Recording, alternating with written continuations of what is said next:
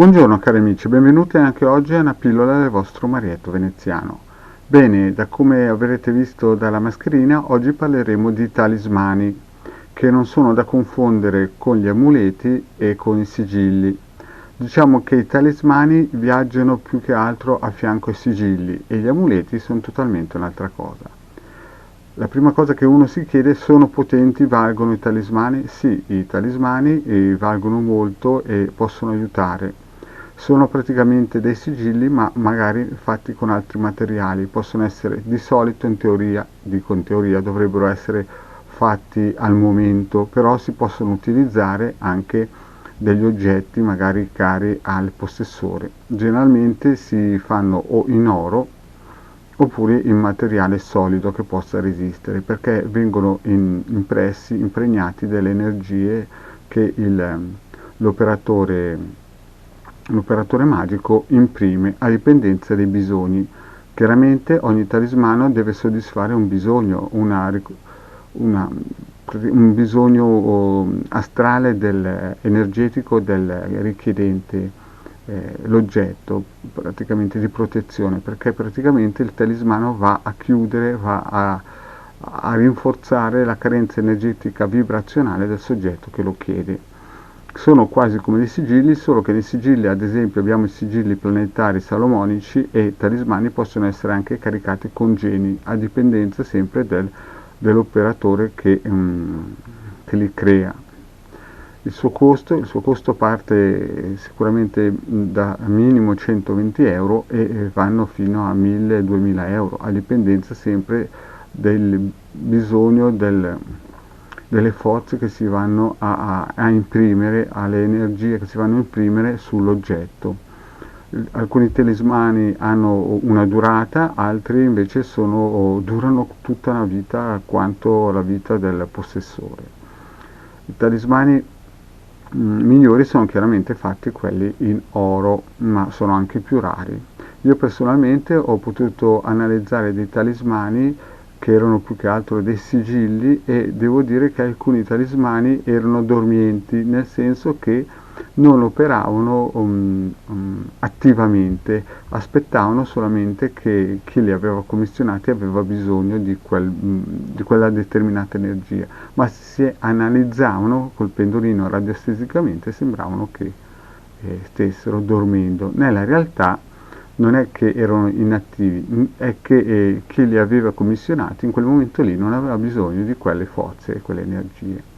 Praticamente, a dipendenza sempre dell'operatore che li costruisce, li crea praticamente, ogni talismano ha una qualità che gli imprime la qualità dell'anima dell'operatore magico. Quindi ci saranno talismani più potenti e meno potenti che fanno esattamente le stesse cose. Chiaramente più l'operatore è qualificato, ha competenze e usa materiali di prima qualità, e più chiaramente il talismano ha una sua potenza propria. Di conseguenza gli amuleti, che molto spesso la gente li confonde, sono praticamente degli oggetti con impresso un'egregora gigantesca, che classico esempio è il cornetto, il ferro di cavallo, ma questo ne parleremo poi in un'altra pillola in modo dettagliato. Quindi cari miei, se volete farvi un talismano, fatevelo fare da gente competente, con delle qualità animiche anche molto importanti, e non da gente che magari si improvvisa a fare talismani perché ha visto sul web o ha comprato 2 libriciattoli e poi incomincia a mandare in giro talismani, anche perché bisogna stare attento che alcuni talismani non è che come si suol dire, sono innocui, nel senso che visto che hanno un'energia propria, se il talismano viene perso, rotto, rubato o quant'altro, praticamente si crea un danno karmico, e quindi di conseguenza anche chi crea i talismani deve rendersi conto che in un certo senso deve creare delle porte di sicurezza, che se il talismano viene rovinato, rotto, bruciato, quant'altro, si deve automaticamente disinnescare. Ecco, cari amici, vi ho detto tutto per questa pillola, un piccolo accenno sui talismani. Mi raccomando, se volete farvi fare un talismano, fatevelo fare da gente competente, anche animica, e vi voglio anche ricordare che i talismani costano e non sono cianfrusaglie da bazar. Dovete sempre pensare che quando fate un talismano fate qualcosa che vi aiuterà per tutta la vita in modo attivo. Sono praticamente come sigilli, magari un attimino diversi, perché si preferisce ad esempio avere degli oggetti di oro, di rame, di quant'altro, e possono anche assumere delle forme praticamente tipo croci, chiavi e quant'altro. La forma poi sta sempre all'operatore e all'utente che lo richiede. Generalmente si usano talismani con forme cabalistiche, con forme che richiamano un po' il linguaggio ebraico, perché fondamentalmente sono stati ripresi da quella cultura. Comunque bisogna anche dire che ci sono talismani che hanno forme del Sud America, dell'Africa e quant'altro. Quindi la forma in sé non incide sulla qualità delle energie interiori. Ripeto, le energie interiori vengono quantificate nella maestria, nella qualità dell'operatore magico che le imprima e le richiama dai vari piani astrali.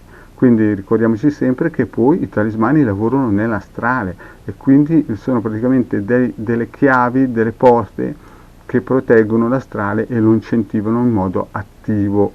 Dovete sempre capire questa differenza. Quando si parla di talismani o di sigilli non si parla mai di una forza attiva visibile, ma sempre di una forza che non si vede ma che nell'astrale lavora continuamente e nel modo giusto, soprattutto ad esempio i sigilli planetari che usano le forze planetarie. Detto questo, cari amici, per il momento questa è una piccola pillola del vostro Marietto veneziano. Vi chiedo, se non vi siete ancora iscritti al canale di questo social, di iscrivervi, e se no di venirci anche a trovare sugli altri social in cui ho messo in descrizione il link per poterci seguire. Grazie cari amici, e vi chiedo ancora di iscrivervi al canale di Ildegarda e Marietto Veneziano. Grazie e ciao!